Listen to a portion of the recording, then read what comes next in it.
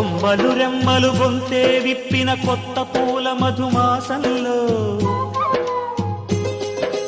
తుంబెద జన్మకు నూరేళ్ళెందుకు రోజే చాలులే చింతపడే చిలిపి చిలక చిత్రములే బ్రతుకు నడక పుట్టే ప్రతి మనిషి కనుమూసే తీరు మళ్ళీ తన మనిషై ఒడిలోకే చేరు మమతానురాగ స్వాగతాలు పాడ నవ్వవే నవమల్లిక ఆశలే అందాలుగా